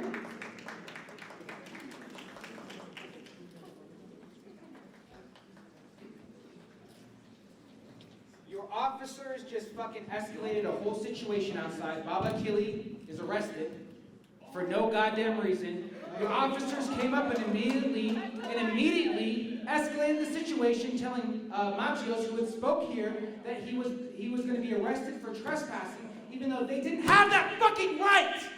They didn't have that fucking right, Errol. And it's all because of you. It's all because of you. You want to know about Errol Southers? I'll tell you about Errol Southers. Errol Southers founded a PAL program when he was a Santa Monica police officer that led to the molestation of over 200 children. Errol Southers is a is off topic, Mr. Is Reedy. it? Mr. Reedy, this is off FBI topic. agents, my coworker's husband, who works for the Mr. Reedy, please go to another database topic. check on his ex-wife. That is who Errol Southers is. That is who Errol Southers is. The only people that Errol Southers informs black people are Muslims. It's absolutely ridiculous that you would allow for that bullshit to happen out there. That you would allow for that bullshit to happen out there. You have no respect for people that speak out against your harm, that speak out against all the bullshit that you do, Errol. And it's absolutely ridiculous. Baba Kili, a fucking 71-year-old man, is out there arrested. For what? You guys held a public meeting on a private fucking campus and then want to tell people, oh, you're out. You get kicked out. Private property. Bullshit. Bullshit. Bullshit. And you stand up for Israel.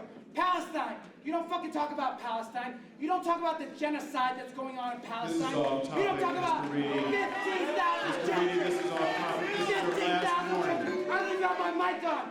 15,000 children that Please have cut been his murdered mic. there. This is off topic. 80 days. 80 days. That's what you stand up for. And that's why you wanted to prevent Asma from giving her commencement speech. This is That's off what you topic. want to Please do. cut his Hey, mic. fuck you, Briggs, too. Fuck you. Time has My expired. time has expired, but my mic wasn't on. My mic wasn't on that whole time. So next time, turn that fucking mic on. You're disrupting the meeting. You are disrupting the meeting. Am I? You know what's a This is your disruption? first and only Listen warning again, that you you're allow disrupting the for meeting. your pigs I'm to asking escalate you to every stop. situation. I am You allow asking your pigs you to to escalate. stop. Mr. President, I ask that the Sergeant of Arms remove Then Mr. Reedy. remove me. Then remove me then. I don't give a fuck. Because that is absolutely. Sergeant at Arms, remove this How do you gentleman allow from the that? room. Take me. Take me. Take me. Take me. Take me. And you sit there, smug as shit. Huh? You gonna do anything? Any of these civilians gonna do anything with the civilians in cuffs outside? You're being ordered from the room. Order Errol from the room. For what? For what? Or what? You just said I'd be arrested. Order Errol from the room. And Mark Smith, thank God you're leaving. 80 I see you're looking for a job in Portland, and the chief, the ex-chief, gave you a recommendation. Mr. Goon, you are disrupting the meeting. I would ask you to stop disrupting the meeting, Mr. Goon. You Errol. Brag about beating Mr. people up. President, You Errol, I Mr. see Goon you is back. disrupting the meeting. I I ask am. you to be I removed am. as well. Preying on black people. This whole time, look, you're only kicking out black people. That's what you're doing. You have one arrested out there. Sir, We're talking about how you brag you're about being beating people up. removed from the room. Leave the room. Errol, you leave the room. And Briggs, thank God you're gone. Look it up. Look up that The PAL program didn't take Madam advantage of Secretary, please announce the You're next on speaker. record. You say it's Marianne Moore. irrelevant. It is your record. Marianne Moore, followed by Benito Bernal.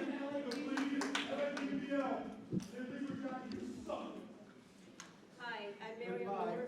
I am Why don't you do a fucking better job?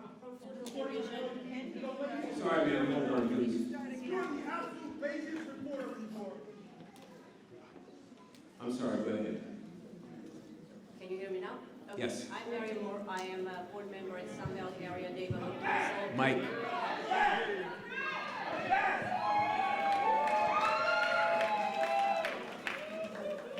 Ma'am, go ahead. One more time. I'm Mary Moore, and I'm from Sun Valley Area Neighborhood Council. I'm here today on behalf of my community, most of which they couldn't make it today. But today I'm here to share their concerns, specifically about Sun Valley. I don't know how many people here know, but Sun Valley is a very small community, and at some parts super infested with gangs, homelessness, RVs, and all kinds of stuff. But I'm here today because I'm frustrated. Sometimes I feel like LAPD gets, the more budget you get, the less services we get. Sometimes I have a hard time understanding why do I call the police? Because every time you call, you get finger pointed, such as, for example, you call LAPD for an RV that is selling drugs and you're a witness to that happening, they say, oh, you have to call your council district. You call the council district, they say you have to call the police. I feel there is a disconnect between all these agencies, multiple agencies combined with LAPD that are handling different issues in our area. We have vehicular dwellings all over the city, But the officers that I call sometimes, they don't do anything about it. I don't know what more the police needs to fight crime or to serve, to protect what you're there for. For example, I'm walking in the park and a guy is waving a gun at me. Obviously, I cannot take my phone out and take a picture of the of the guy waving a gun at me. And then when I call the police, they say, oh, you know what? You have to call us the very second the person is waving a gun at you.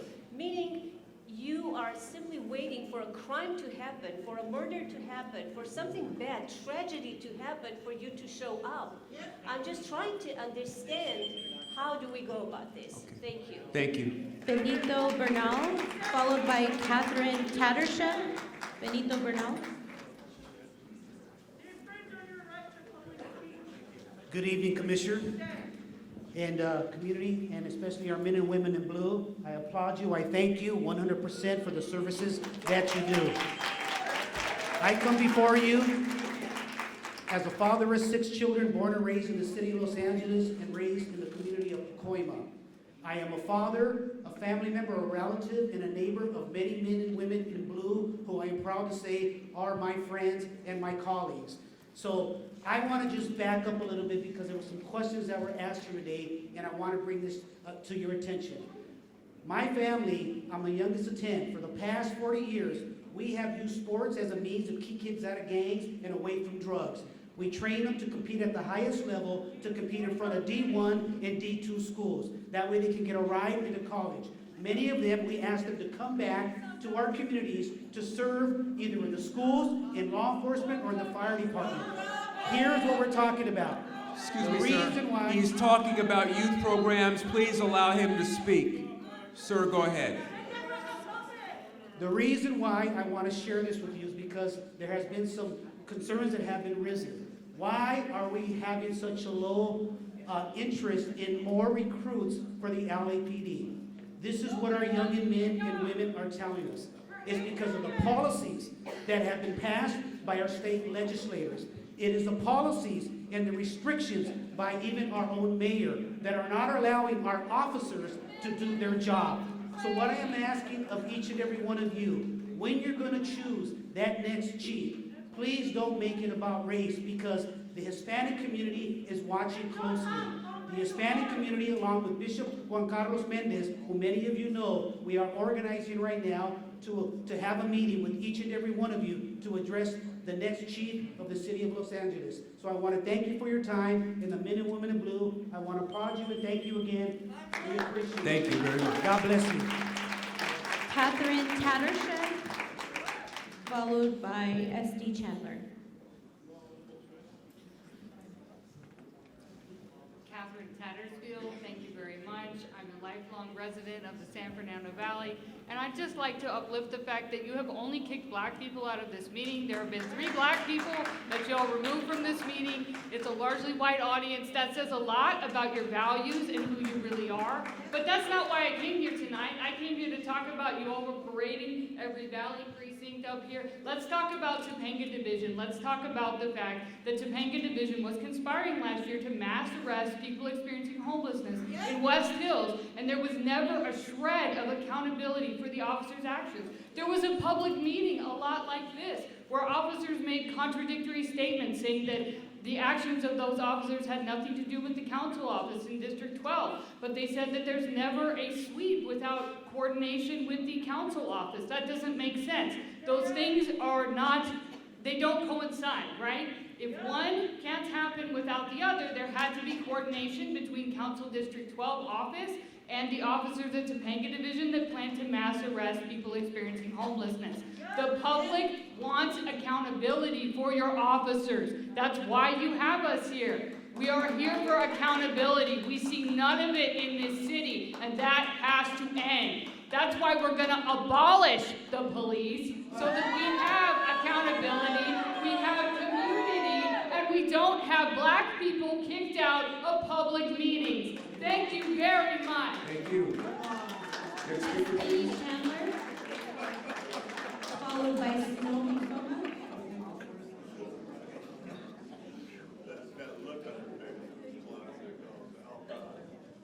am a proud Jewish American with Jewish Voice for Peace. I am absolutely terrified and abhorred at what I am seeing here. I am terrified as a Jewish person that members of the police are able to put people in danger. I grew up in the San Fernando Valley. I went to USC, and to find out that members of the police are willing to enable the endangerment of students in our community is outrageous.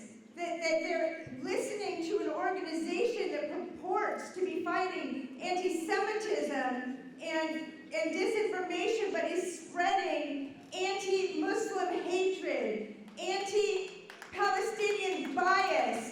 It's beyond me. I'm not off topic. I'm talking about This is off topic. Please speak on the issues that are before the Board of Police Commissioners. Talking about the police. Why is talking about the unbelievable decision made to strip students of their free speech? Why are people here not allowed to have their free speech? No, why? We want answers. Within the police commission's purview. Yes, it was in the purview of the person sitting in front of me. It was absolutely in the purview of Errol Southers and the fact that any This is completely off topic. You've been warned now. Please go to another topic, otherwise your mic will be cut. The police here, the police sitting at this table, are making it unsafe for people like me. They are perpetuating anti-Muslim bigotry. This is on This is off topic. topic. Please cut her mic. Thank you.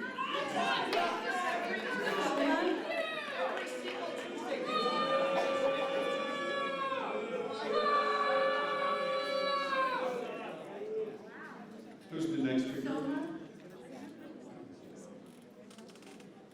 Good evening, my name is Soma Snakewell, and I am Executive Director of the Sidewalk Project.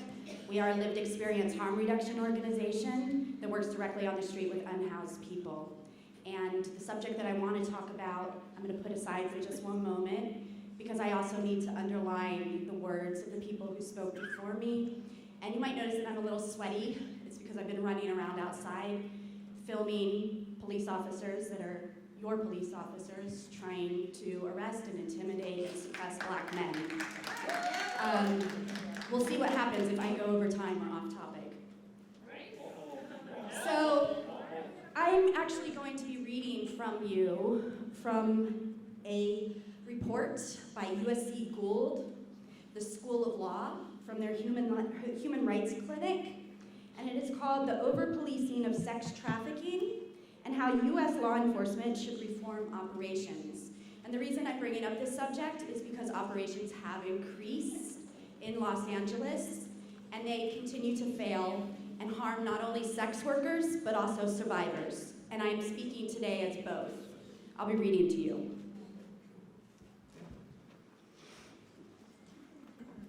Law enforcement agencies do not all maintain clear policies prohibiting sexual contact with victims.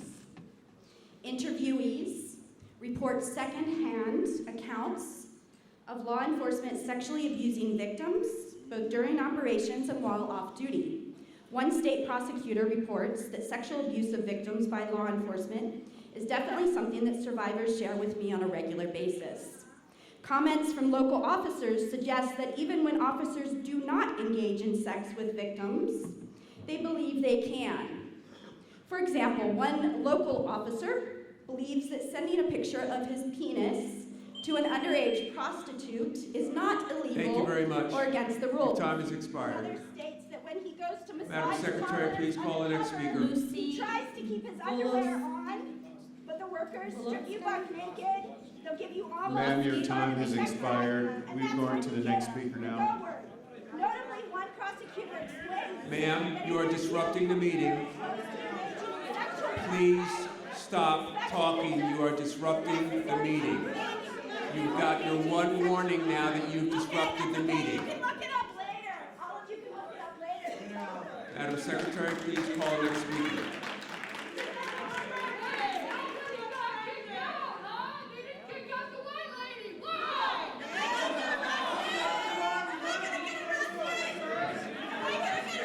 You are both disrupting the meeting. This is your last warning. Can I speak? It's my turn. Please.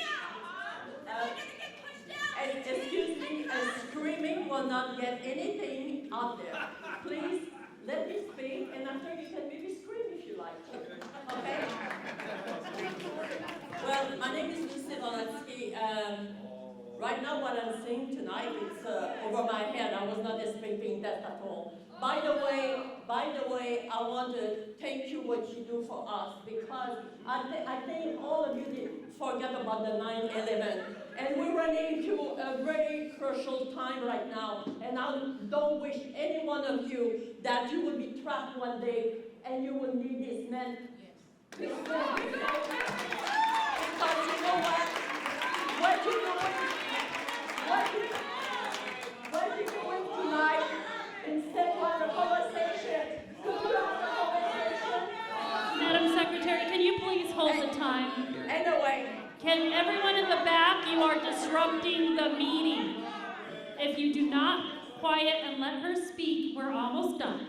So please let her speak or else you will be removed from the meeting as well. You know what you don't like? When you hear, you shout. Enough. Okay? It's my turn. I didn't disrupt you and I know. Allow her to speak. Okay. First of all, I'm not going to talk long. I want to thank you. I have people in my family, they serve the people. And I'm proud what you do. And I'm proud with one of you, each one of you, what you do.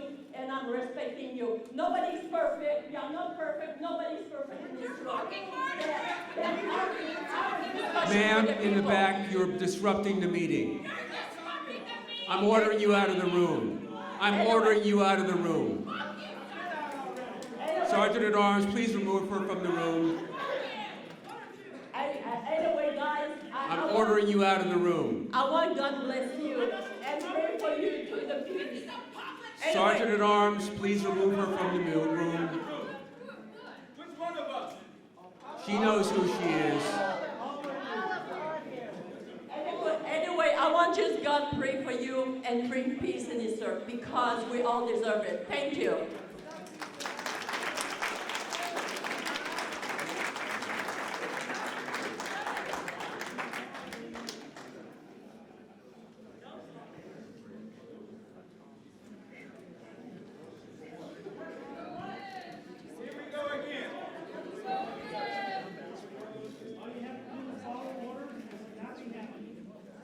That was the last speaker. I move that we adjourn the meeting. Is there a second? Second. Moved and seconded. All in favor, say aye. Meeting is adjourned.